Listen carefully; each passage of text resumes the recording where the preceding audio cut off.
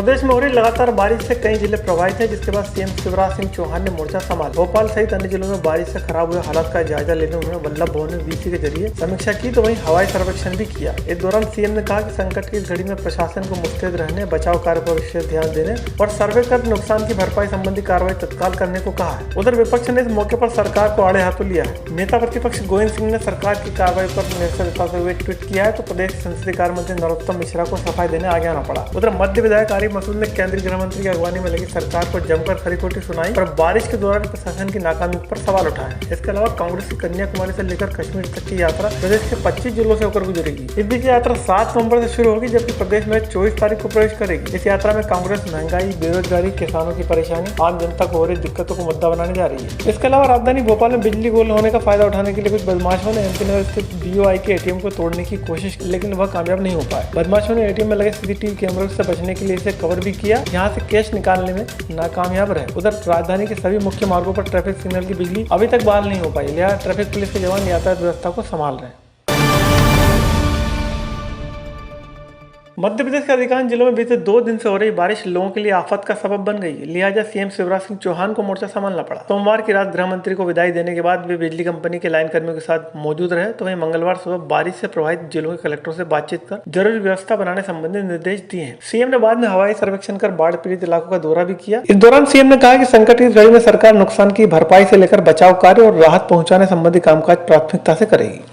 आगरमालवा, रतलाम, शाजापुर, इन जिलों में भी हम लगातार नजरें रखे हुए हैं और नीचे स्थान पर जो लोग हैं उन्हें ऊपर बसाने का लगातार हम प्रयास कर रहे हैं। मैं सभी प्रदेशवासियों से कहना चाहता हूं, जो बाढ़ से प्रभावित है, संकट की घड़ी में मैं, प्रदेश की सरकार आपके साथ खड़ी है। हम राहत और बचाव के कामों में भी कोई कसर नहीं छोड़ेंगे। पूरा प्रशासन, सरकार और मैं खड़ा हूं। धैर्य रखें, संकट की इस घड़ी से हम बाहर निकलेंगे।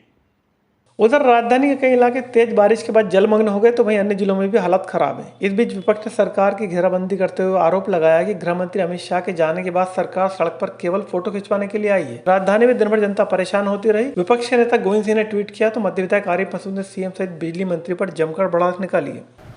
लेकिन जिस तरह से लापरवाही सरकार की रही कि मुख्यमंत्री जी और पूरा मंत्रिमंडल गृह मंत्री जी की अगवानी में लगा रहा, उनके कार्यक्रमों में व्यस्त रहा, तो इसके लिए मुख्यमंत्री को नोटंकी करने के बजाय गृह मंत्री अमित शाह को विदा करने के बाद रात में 11:30 और 12 बजे खंबे पे खड़े होकर फ़ोटो खिंचाने के बजाय जनता को जवाब देना चाहिए कि दिन भर मुख्यमंत्री जी आप क्या करते रहे, अमित शाह के प्रोग्राम में व्यस्त रहे या नहीं रहे।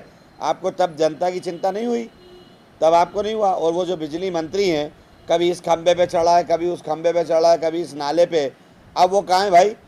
पहली बार भोपाल राजधानी लगभग 23 घंटे अंधेरे में डूब गया, ऐसे समय में बिजली मंत्री कहीं नज़र नहीं आया। ये एक दुर्भाग्यपूर्ण है, दोनों को जनता को सफाई देना चाहिए। उधर गृह मंत्री अमित शाह के भोपाल में होने और बारिश से बिगड़े हालात के बाद जनता ने सरकार पर जमकर भड़ास निकाली। सरकार के खिलाफ सोशल मीडिया पर जनता की प्रतिक्रिया और विपक्ष के रवैये के बाद इस मामले में संसदीय कार्य मंत्री नरोत्तम मिश्रा को आगे आना पड़ा। मिश्रा ने कहा कि विपक्ष के नेता घर बैठे आरोप लगाते रहते हैं, जबकि सीएम जनता की परेशानी का हल निकालने के लिए देर रात तक काम करते रहे। विचित्र स्थिति है, घर में बैठे बैठे ट्वीट कर रहे हैं। कई नेता प्रतिपक्ष गए हों, उनके दल का कोई आदमी गया हो, आपको कभी किसी आपदा में कहीं देखे हो, चाहे कोरोना की हो, चाहे बाढ़ की हो, पानी में उतरे नहीं खुद और हमें तैरना सिखा रहे हैं। हमारे मुख्यमंत्री रात में 12 बजे स्थान पे थे, वल्लभ भवन में रात में 12 बजे खड़े हुए थे, वो हमको शिक्षा दे रहे हैं। महंगाई, बेरोजगारी, किसान और संविधान में हो रहे बदलाव के विरोध में कांग्रेस 7 सितंबर से कन्याकुमारी से कश्मीर तक भारत जोड़ो यात्रा करने जा रही है। राहुल गांधी के नेतृत्व में यह यात्रा होगी, जो 24 नवंबर को एमपी में प्रवेश कर 25 जिलों से गुजरेगी। इसको लेकर प्रदेश कांग्रेस की अपनी तैयारियां। विधायक पीसी शर्मा ने कहा कि इस यात्रा के जरिए आम आदमी को भारत जोड़ो अभियान से जोड़ने का प्रयास किया जा रहा है। भारत जोड़ो पदयात्रा 7 सितंबर से शुरू होगी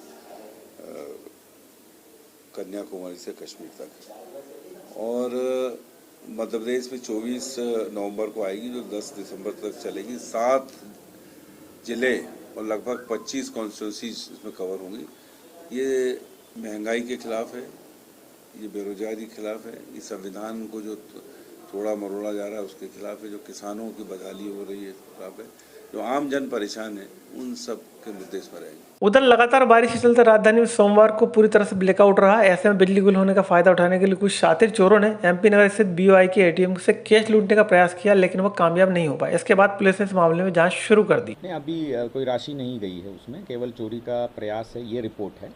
फुटेज सामने आने के बाद स्पष्ट हो पाएगा कि किस प्रकार प्रयास किया गया है और क्या तोड़फोड़ की गई। उधर बारिश के बाद राजधानी भोपाल के कई इलाकों में विद्युत प्रदाय व्यवस्था को सुधारने का प्रयास जारी है। इस बीच बीते 3 दिनों से ट्रैफिक सिग्नल काम नहीं कर रहे हैं। ऐसे में सोमवार को वीआईपी मूवमेंट हो या मंगलवार का कामकाजी दिन, ट्रैफिक पुलिस को मुख्य चौक चौराहों पर मैनुअल व्यवस्था संभालना पड़ी। अधिकारियों ने विश्वास जताया कि जल्द ही राजधानी के ट्रैफिक सिग्नल व्यवस्था को दुरुस्त किया जाएगा। जो कैंप इसकी स्थिति है सिग्नल्स की, उसमें चूँकि बारिश के समय डिस्कनेक्शन होने की वजह से बंद हुए हैं और इसमें जहाँ जहाँ पर भी भीड़भाड़ वाले चौराहे हैं, इलाके हैं, वहाँ पे यातायात पुलिसकर्मी मैनुअली जो है इसको प्रबंधन कर रहे हैं वर्तमान में भी।